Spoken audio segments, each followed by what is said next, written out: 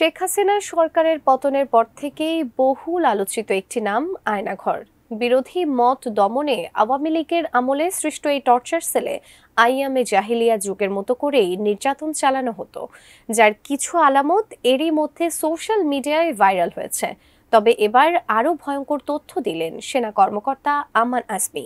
প্রধান উপদেষ্টার সাথে গোপন এই বন্দিশালা পরিদর্শন শেষে কি বললেন তিনি, জানাচ্ছেন সহকর্মী এসআই রাজ।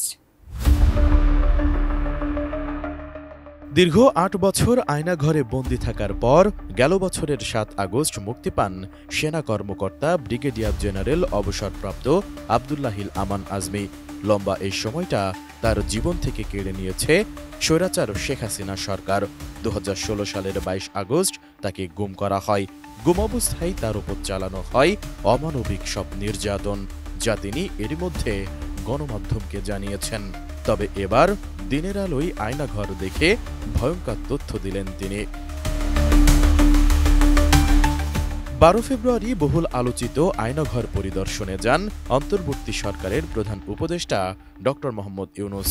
এই সফরে তার সঙ্গী ছিলেন ব্রিগেডিয়ার জেনারেল অবসরপ্রাপ্ত আমান আজমি। তবে পরিদর্শন থেকে ফেরার পর আজমি তার ফেসবুক পোস্টের মাধ্যমে গণমাধ্যমে একটি বিবৃতি দেন। সেখানে তিনি বলেন, আয়নাঘরের আলামত নষ্ট করা হয়েছে। কোয়ালিটি সম্পন্ন আন্তর্জাতিক মানের still bar CSRM, committed for better still. প্রধান উপদেষ্টাকে ধন্যবাদ ও কৃতজ্ঞতা জানিয়ে বিবৃতিতে আজমি লেখেন, আমি দীর্ঘ ৮ বছর তথাকথিত আয়নাঘরে আটক থাকায় ধীরে ধীরে সেই স্থাপনার বিভিন্ন সেল, ইন্টারোগেশন রুম, সুপারভাইজারদের কক্ষ সহ সেই স্থাপনার বিভিন্ন আনুষাঙ্গিক কর্মকাণ্ড সম্পর্কে যথেষ্ট তথ্য আমার জানার সুযোগ হয়েছিল। এই পরিদর্শনের ফলে আমি সরেজমিনে প্রধান উপদেষ্টা, আইন উপদেষ্টা সহ ৪ জন উপদেষ্টা, গুম কমিশনের চেয়ারম্যান সহ সকল সদস্য ও আন্তর্জাতিক অপরাধ ট্রাইব্যুনালের চিফ প্রসিকিউটর সহ গণমাধ্যমের ব্যক্তিদের সরেজমিনে অনেক কিছু বিস্তারিত অবহিত করার সুযোগ পাই।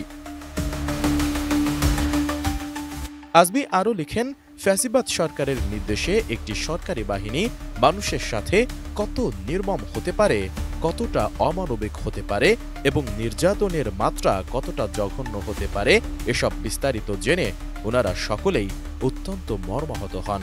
এ ধরনের একটি পরিদর্শন ভবিষ্যতে দেশকে ফ্যাসিবাদ মুক্ত রাখতে অত্যন্ত ইতিবাচক ভূমিকা রাখবে বলে আমি দৃঢ়ভাবে আশা পোষণ করি।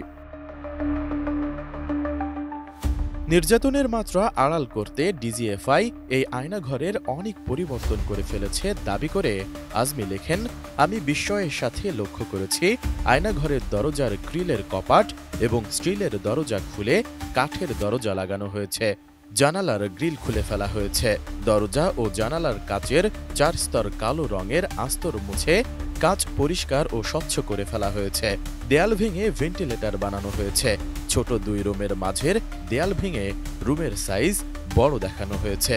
যেই কক্ষে নির্যাতন করা হতো সেই কক্ষে নির্যাতন করার যত রকমের আলামত ছিল সব সরিয়ে ফেলা হয়েছে।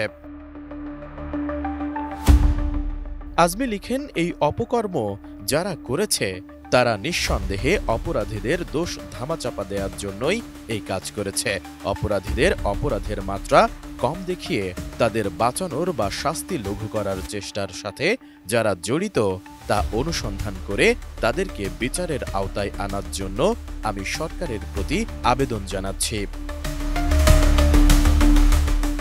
আমান আজমি তার ফেসবুক পোস্টে আরও লেখেন, আমি আরও উল্লেখ করতে চাই যে এ ধরনের মানবতা বিরোধী অপরাধ যারা করেছে তাদের বিরুদ্ধে গ্রেপ্তারি পরোয়ানা জারি হওয়ার পরও তারা আজ পর্যন্ত গ্রেপ্তার না হওয়ায় আমি অত্যন্ত বিস্মিত। বলা বাহুল্য, প্রভাবশালী এ সকল অপরাধী মুক্ত থাকায় আমি নিজের নিরাপত্তা নিয়েও অত্যন্ত শঙ্কিত বোধ করছি। অপরাধীদের দ্রুত গ্রেপ্তার করে আইনের হাতে সোপর্দ করার জন্য আমান আজমি স্বরাষ্ট্র উপদেষ্টার প্রতি আহ্বান জানিয়েছেন। এসআই রাজ, ATN নিউজ।